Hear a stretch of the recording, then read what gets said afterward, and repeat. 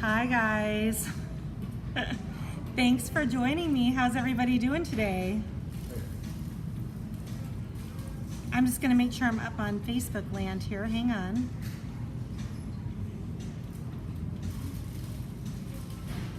Happy Monday. Hi Nancy. Oh, there I am. Yay, it's working. You gotta love it when it works, right? Okay, if you're on Facebook, say hello so I can see you. All right. Hi Carla, how you doing? All right, oh good, there are people on Facebook. Okay, good. But no one has said anything yet. All right, well, welcome. This is Darlene. Hi, Becky. Good, someone's alive. This is Darlene with Featherweight Doctor, and I am coming to you live today from Sandpoint, Idaho. I'm actually at the beautiful Cedar Street Bridge, and one of my favorite places to come visit when we come here. We're on vacation this week, so I'm going to be doing some lives kind of remotely throughout the week, but Monday night is my Ask the Doctor. Hi, babe. My daughter Ray's on. I borrowed your iPad. I hope you don't mind. So today we have some exciting things to talk about. Hi Pam from Minneapolis, and Mom is on. Linda Wood from Texas. Hi Carolyn. Hi guys, thanks for saying hi. All right, so we are going to talk about 3 different troubleshooting issues with the Featherweight tonight. First of all, I've been working earlier today in the campsite in front of my tiny house. And I worked on our block for the week. If you're joining me on Wednesdays, we're doing a Quilt As You Go Sew Along. This week's block is called Apache Junction, Arizona. I have the pattern and everything ready to go. Girls, this week was difficult for some reason. The quilt math was too hard for me. I don't know. I actually made 3 different blocks, and I think I finally have the right measurements to be able to upload. So as soon as I'm done here, I'm going to be uploading my measurements into the computer. But if you guys want a sneak preview, hi Bridget from Arizona. Here's the preview for Apache Junction, Arizona. Now I would like to say that unlike some of the other cities from the other blocks that we've done, Apache Junction is near and dear to my heart because we actually lived there for 11 months in Mom and Dad's house. When we first moved to Arizona, hi Cindy from Tennessee, and Pam, and Faye from Mesa. Hi Pam from Mesa, or Faye from Mesa. Anyway, we lived in Apache Junction for 11 months. That's where I got to know Quilters Oasis there on baseline in Crisman, just inside of the Mesa border from Apache Junction. And anyway, if we're ever all lucky enough to be in a room, hello Jungle Mama from Puerto Vallarta, welcome. If we're ever lucky enough to be in a room, I'll have to tell you some kind of hilarious stories about my time in Apache Junction, Arizona. We're still kind of in this sew along. We are still kind of in the trying to keep it simple for everybody. I don't want to overwhelm anybody with complicated patterns or high-tech, machine quilting designs. So we're going to keep it simple for a few more weeks, and I promise for those of you with a little bit more experience and a little bit more practice, it will get more interesting for you. Just lost the sun. So anyway, here's the block. It's 4 simple squares to cut, and yes, the measurements are exactly right. And then I have my pattern, which I'm going to be uploading here shortly, and then the Quilt As You Go quote by number plant. So that's all ready to go. Okay, tonight we are going to talk about bobbin tension issues. We are going to talk about cases, and we are going to talk about why I keep talking about 3 different feet for the Featherweight and doing the Quilt As You Go. So we're going to talk about why you would want to switch. So let's talk about the first thing first. It's bobbin tension. So the biggest deal with bobbin tension is that people don't actually have it tensioned right, and we do sell, I don't have it with me to be able to show you, so I apologize. We do have a little tension tester that is specifically for tensioning your bobbin. You use it's actually a weighted nail scale to be able to tug and achieve the exact right tension for your bobbin. And once you know that your bobbin is tensioned properly, if you're still having tension issues, you know that the culprit has to be the upper tension assembly, because there's only the 2 adjustments. And a couple weeks ago, I talked ad nauseum about taking apart your upper tension assembly and how to calibrate it properly. And tonight, we're going to talk a little bit about the bobbin. So if you have the tension tester, it's a little $7 gadget that's available on our website, featherweightdoctor.com. There is a 3-minute video on YouTube specifically how to use it. So I don't want to cover like the same information that I've already covered out there. So go to YouTube, look up tension, bobbin tension under Featherweight Doctor's channel. While you're there, subscribe to our channel. There's going to be some new content coming out in the fall, and you don't want to miss the announcement. But anyway, the biggest culprit for bobbin tension is that people put it in wrong. So it can either go right or 180 degrees wrong. You'll know that you have it in right, that when you pull on it, your bobbin spins counterclockwise. If you load the bobbin in and give it a quick tug just to make sure before you put it in the machine and your bobbin spinning clockwise, it means that your bobbin is in 180 degrees wrong. Take it out, flip it out, put it back in. You also want to make sure that you line the tension, the thread up in the tension plate, because if it's not in the tension plate, then there's no tension at all. You can't just pop the bobbin in and start sewing. So that is those are important items when dealing with tension on your bobbin issue.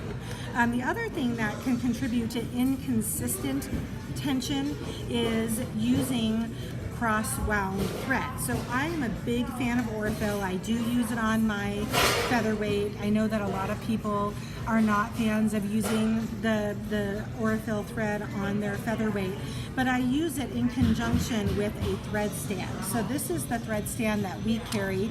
It's made by Superior Thread. It's acrylic, so it's nice and lightweight, and this arm folds down so that way it becomes more portable. But I use this, I don't go anywhere without it, basically. So I use this and like so, and I put my thread on, and then I feed it up through. The reason why this is better than just sticking it on top of your machine is when you stick it on top of your machine and the thread pulls, do you see that? It's unwinding. So it's literally putting a twist in every single time your thread unwinds from a cross-wind spool. That's really hard to say if you say it fast. By putting it in a thread stand, like so, I'll show you.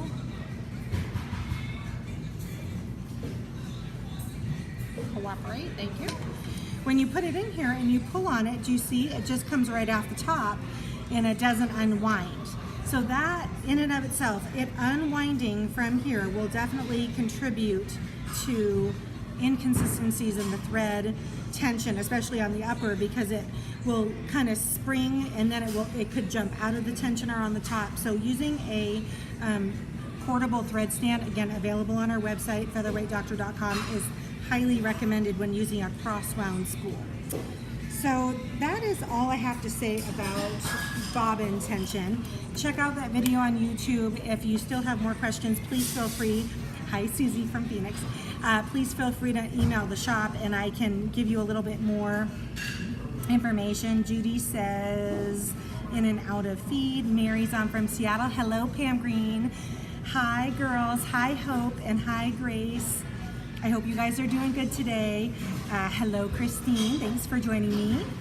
Let's see. Missy from Redmond is on. Judy from Massachusetts. Sheila from Minnesota. Hello. Okay, I think I've caught up on my highs. All right. Next topic is going to be the cases. Someone had mentioned this during my fancy sip and sew on Friday night. I don't know a lot about the cases, to be honest with you. My main expertise is in the machine and the working of the machine and the mechanisms, but I do get asked occasionally for case information, so let me move this here.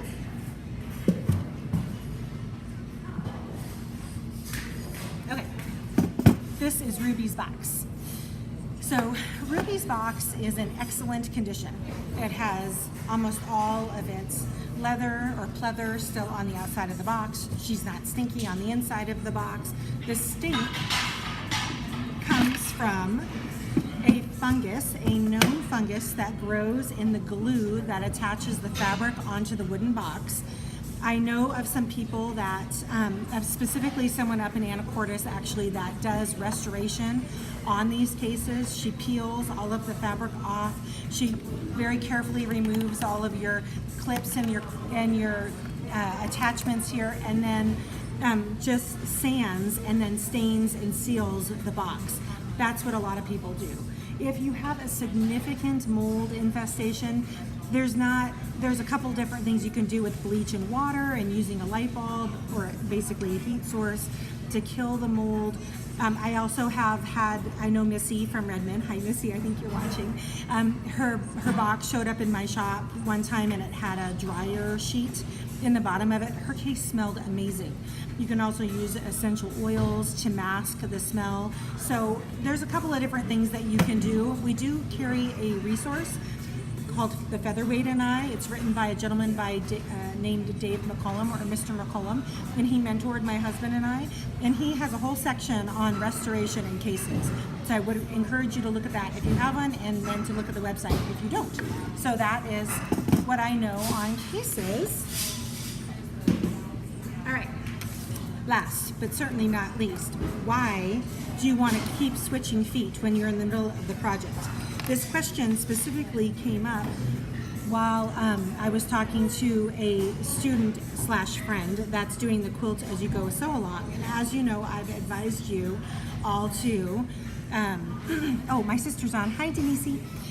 So as you know, I've advised you to use a walking foot when doing your straight line quilting, a darning foot while doing your free motion quilting, and a 1/4 inch piecing foot while doing your piecing. So why do you need 3 feet? This is a good question. Have you ever tried to quilt something using your standard foot when it was in its quilted sandwich and you've had multiple layers?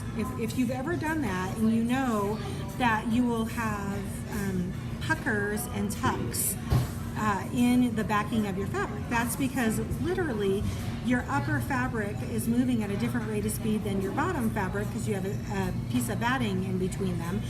And by adding the walking foot, which creates an upper set of feed dogs, it evenly feeds all fabric at the same rate of speed through the neck of the sewing machine, therefore reducing the ability to have those puckers and those tucks underneath the quilt. In particular, when we're doing this quilt as you go project, where we have, we're quilting much smaller layers of sandwich, it's really important that the back doesn't shift around from the top. Hello, Artie from Kansas. How are you doing? Hi, Karen Lee. Hi, how you doing? Sorry, guys. And Jeanette's on from Sammamish. Okay, Darlene, focus here. Leave it to Arizona sun to kill everything. Okay, so that's why you want to use the walking foot when you're doing your straight quilting. It provides that upper set of feed dogs to evenly feed all fabric through the neck of your machine. If you just use your standard 1/4 inch piecing foot, you'll probably get a lot of, not only will you potentially get some puckers and tucks on the underside, on the backing of your quilt, but also potentially you can get, your fabric can look kind of shifty on the top also. Like for instance, let me grab, so this is the block that we're doing this week. And notice that there's no pulling in between all of the lines of quilting. It's nice and flat and even.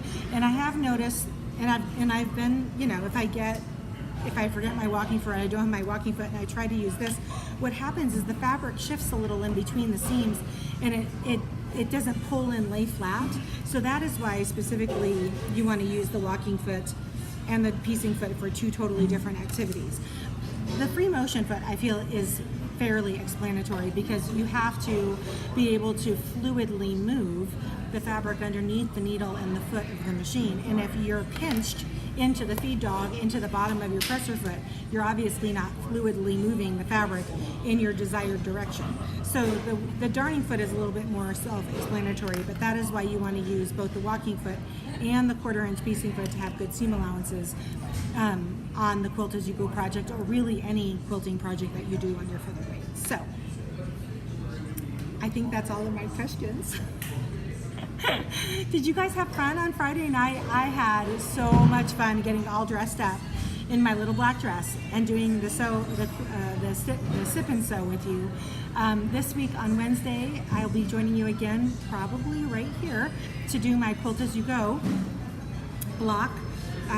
If you guys are ever in Sandpoint, Idaho, I would totally encourage you to check out the Cedar Street Bridge. They have a bunch of really cute shops and a super fabulous restaurant that some very nice guys that we've known. Oh, let's see if everyone else is here. I've never been told to move fluidly. Fluidly. Come on, Karen. You know what I mean. Nice and soft. You don't want jagged points on your on your free motion quilting. It's supposed to be curvy and soft. Oh, Linda Wood said she uses Downy Unstoppables in a bag to place in the box. That's another good way to mask it. I didn't even think about that. Very cool. All right, guys. Thanks for joining me for a few minutes here on Monday afternoon. I'm going to go ahead and get off and let our vacation continue. Be looking for some fun pictures of some activities. I think we're going to head up to Schweitzer, check out the view, and of course I'm absolutely needing to have a full day at Lake Pend Oreille to get my lake on. So I hope everybody has a great Monday night, and I will talk to you on Wednesday. Bye, everybody.